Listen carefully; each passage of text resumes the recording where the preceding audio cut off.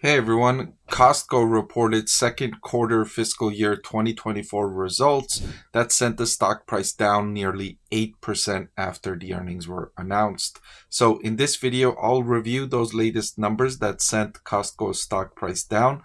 I'll also update my buy recommendation for Costco stock.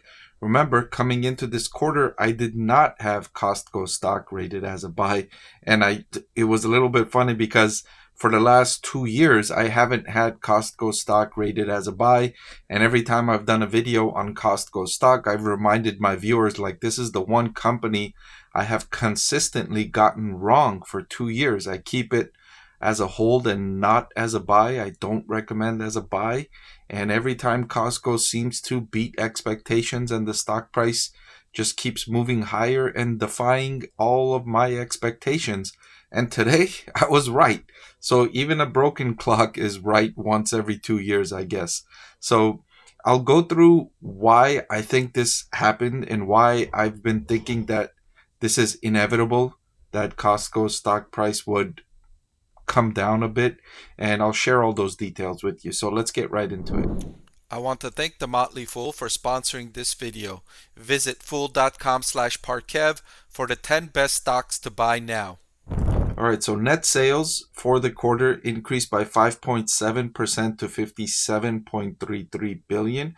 Investors were expecting more than this from Costco. Net sales for the first 24 weeks were up 5.9%. So net sales for the previous 12 weeks, the previous quarter, were up much more than the current quarter, so there was a sequential decrease in terms of the rate of growth for Costco. Net income for the quarter was 1.743 billion or $3.92 per share compared to 1.466 billion or $3.30 in the same quarter the prior year.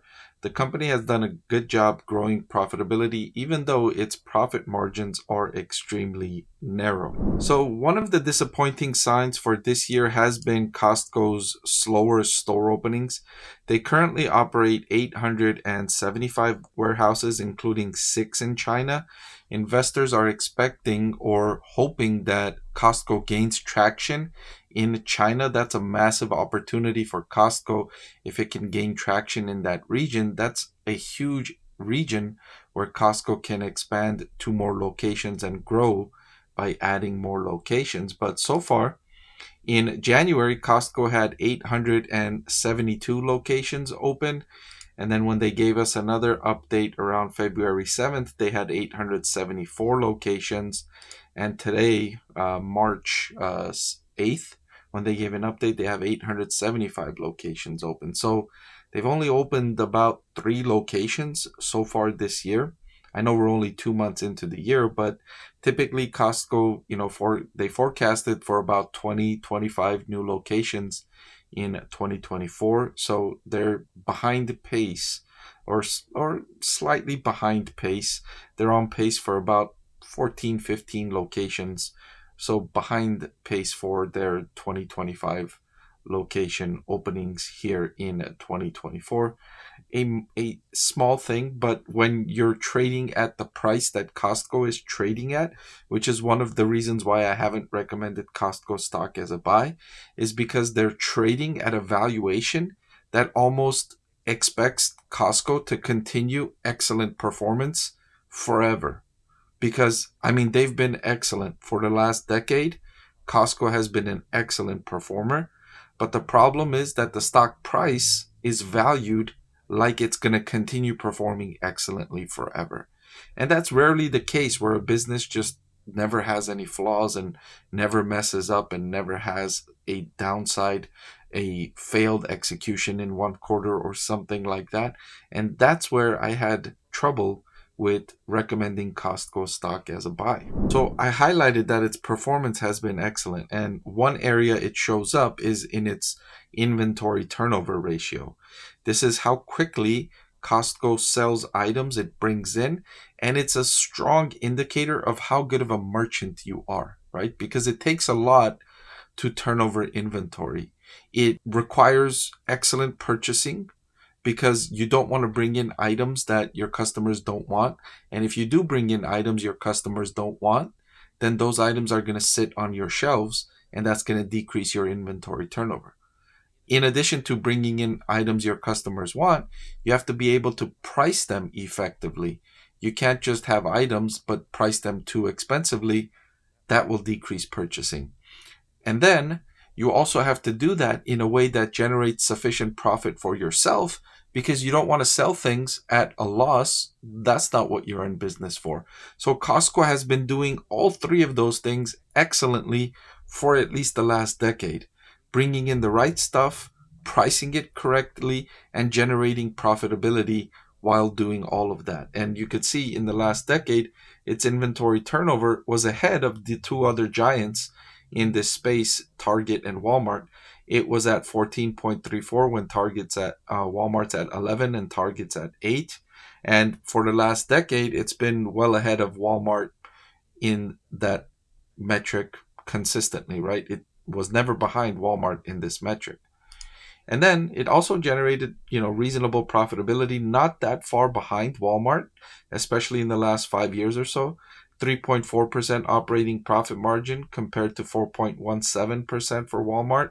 Target has been ahead of these three, considering that Target, their inventory turnover is lower. They sell higher priced items and they don't need to have as much inventory turnover when you're setting things more expensively.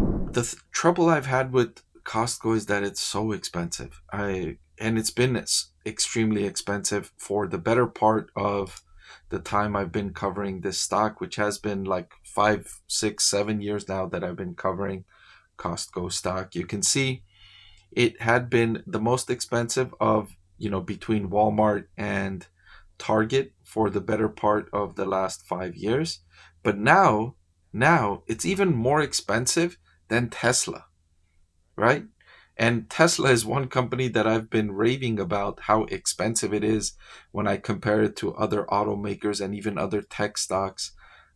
Costco, a brick and mortar retailer that sells milk and eggs and cereal and gas and ground beef and electronics and things like that too, but it's trading at a more expensive valuation on a forward price to earnings than Tesla.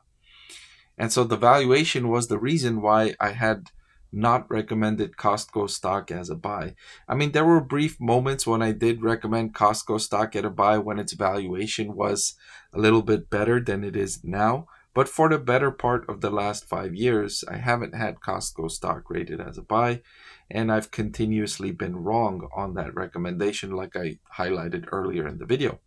But now, after these quarterly results, the stock is down 8%. So I guess I could say for a brief moment that my recommendation is right, but that wouldn't be correct because I've been wrong for 5 years now. So in this moment, I can't say like, look, I told you so or something like that. It's just a moment in time where the price is down, and it's not an indication of a continued fall for Costco. Although even after this 8% decline, you can still see the stock is expensive. It's still expensive. It's more expensive than Tesla. So I guess you can see where I'm going with this. I don't think this dip in Costco's stock price is a buying opportunity. I would feel much more comfortable with Costco stock trading at a forward price to earnings of around low 30 or high 20s rate, right? I don't feel comfortable recommending Costco stock at a forward price to earnings valuation with anything with the 4 in front of it. 40 something, that's way too expensive in my opinion for Costco stock. So to reiterate my recommendation, I'm not recommending Costco stock as a buy. I'm keeping it rated as a hold. Before I let you go, let me tell you about the greatest deal on YouTube. With just a click of a button, you can get free financial analysis from a professor with decades of investing experience. So what are you waiting for? Hit that subscribe button, and I'll see you again soon.